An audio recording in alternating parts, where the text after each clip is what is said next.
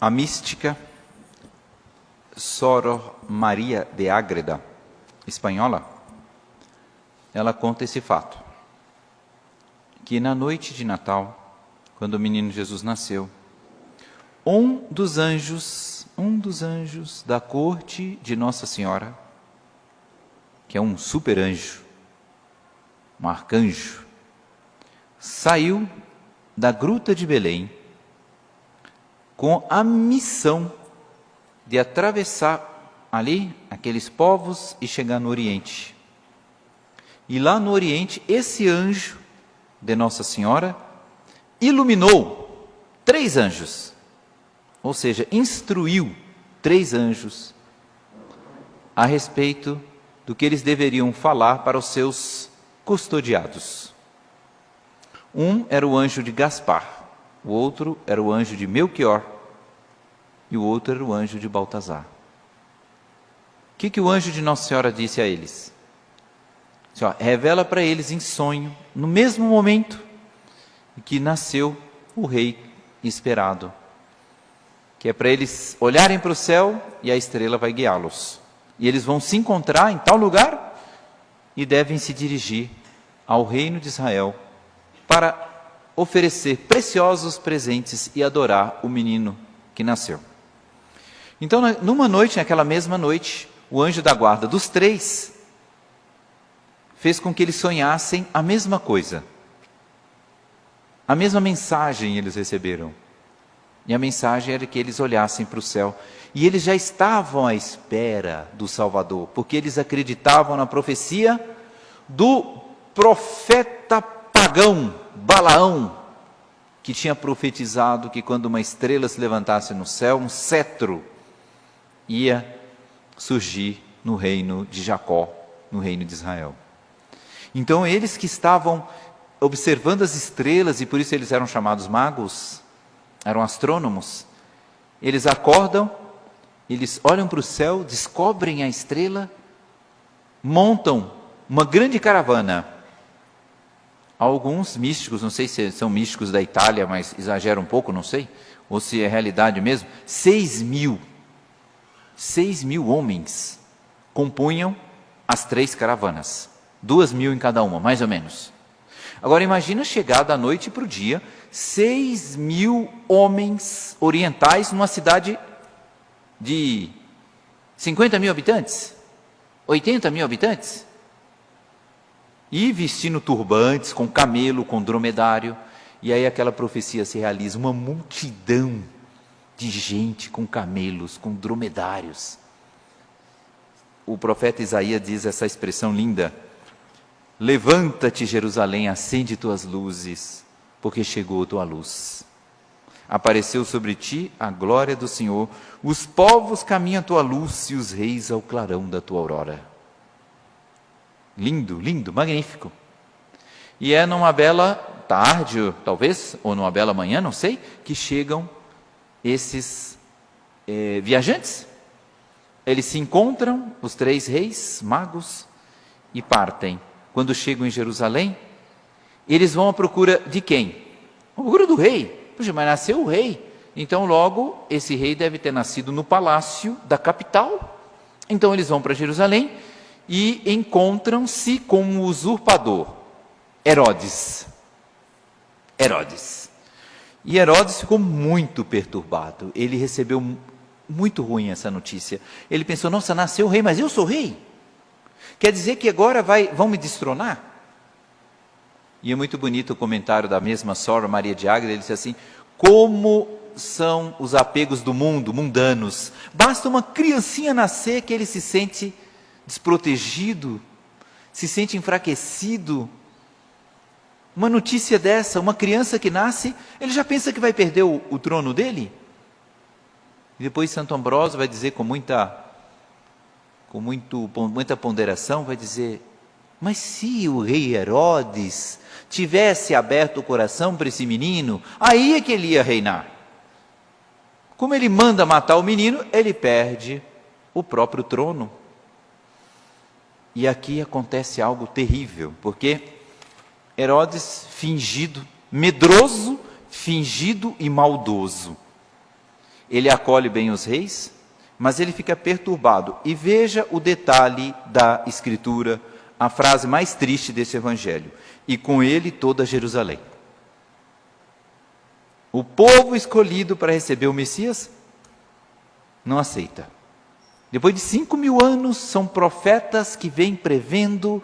Quando ele chega, de palavras do próprio Jesus: não reconhecestes o dia em que fostes visitada Jerusalém.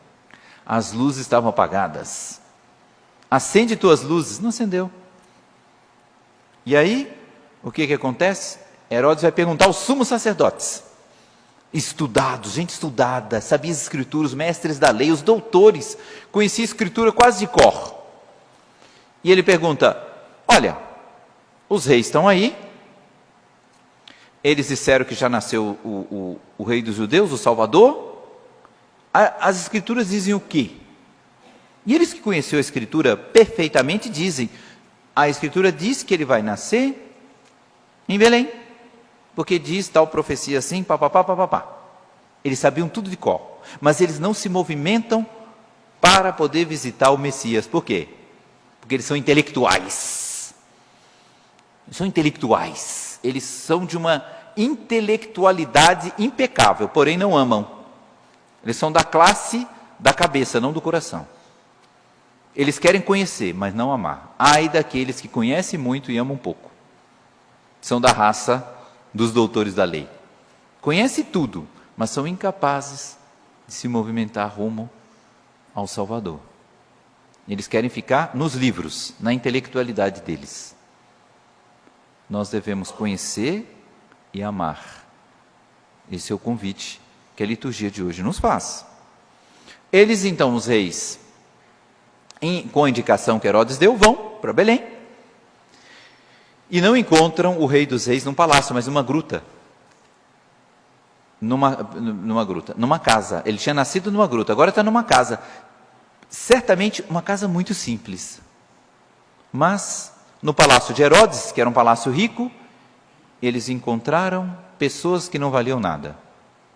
Naquela casa que não valiam nada, eles encontram Nossa Senhora e o menino Jesus. Pessoas que valiam tudo, que valem tudo, que vale mais que tudo.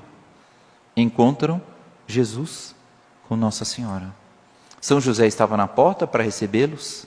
Eles também foram avisados da chegada dos reis. Os reis depositam seus presentes: ouro, incenso e mirra. Era a vocação do menino Jesus. Ele nasceu para o mundo inteiro. Ele não é propriedade de nenhum povo. Um menino como esse tem que ser do mundo inteiro. A profecia é clara. Isaías diz: um menino nasceu para nós, um filho nos foi dado. Quem que é esse nós? Todos nós, o mundo inteiro. Esse menino é universal. Alguém vai dizer: não, ele é brasileiro. Que brasileiro? Quem? Judeu? Judeu? Não, judeu, a raça dele, pode ser. Mas ele está acima de qualquer povo. Ele é o menino Deus. E Deus é tudo. E nós vemos aqui que o primeiro sinal daquilo que depois ia se chamar Igreja Católica, já começa a aparecer nessa noite. Católico quer dizer universal.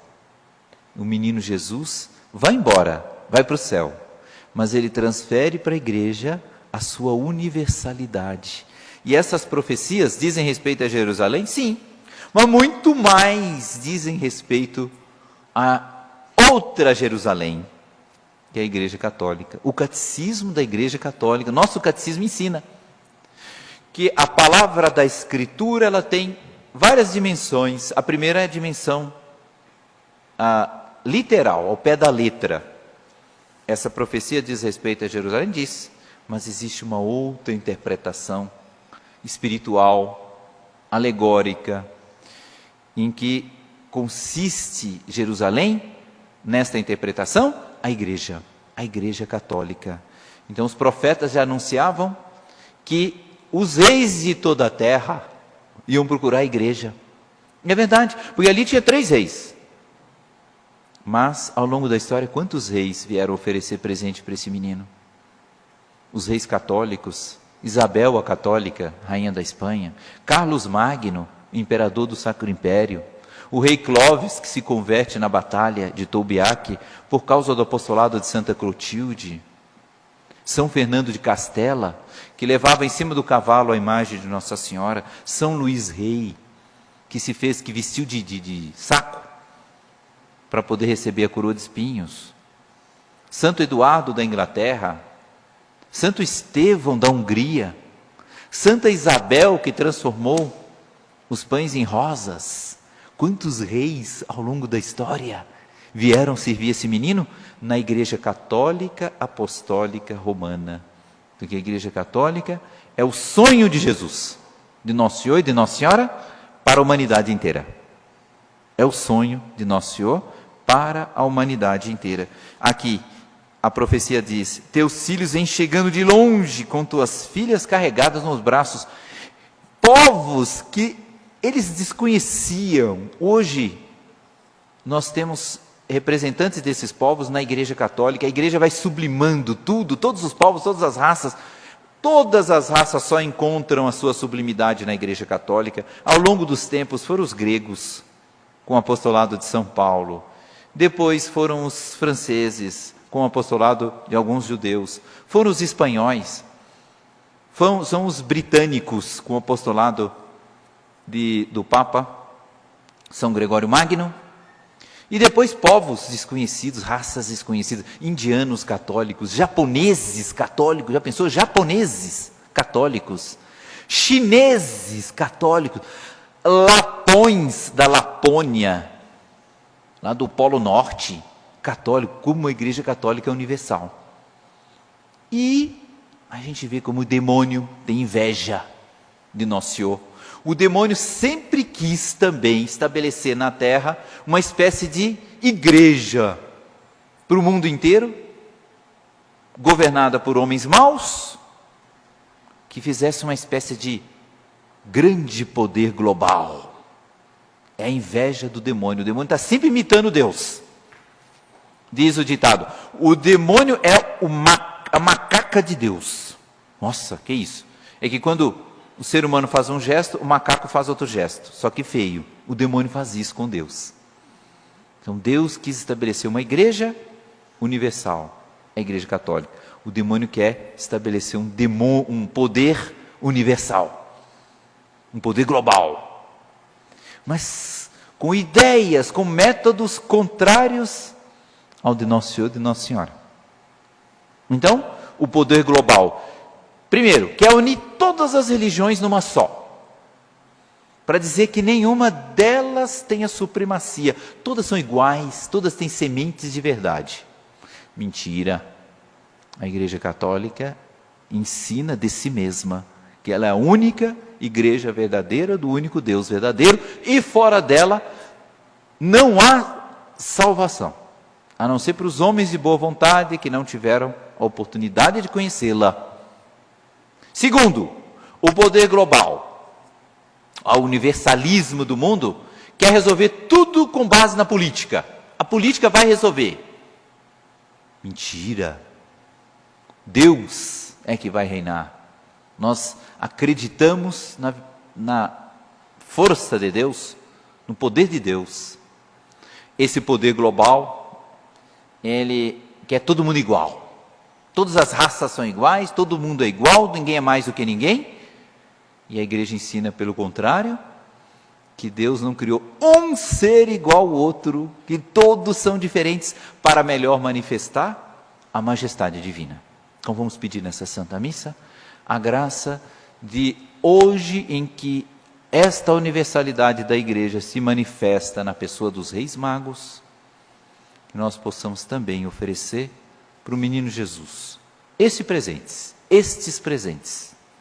Primeiro, a nossa devoção incondicional à Igreja Católica Apostólica Romana, a crença de que ela é a única verdadeira, a única capaz de salvar o mundo inteiro, e é para o mundo inteiro que ela foi fundada, para todos os povos. Segundo, que nós possamos amar todas as diferenças que existem, ao contrário desta mania de globalização, nessa mania igualitária de achar, de taxar que todo mundo é igual. Não, nós amamos as diferenças, nós amamos a hierarquia que Deus estabeleceu na face da terra. E por último, contrariamente a essa mania de achar que a política ou que as coisas naturais vão resolver tudo, claro que a política ajuda, é evidente que ajuda, mas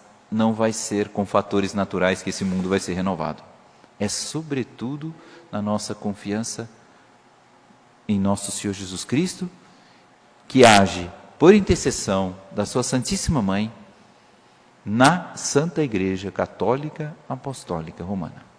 Louvado seja nosso Senhor Jesus Cristo.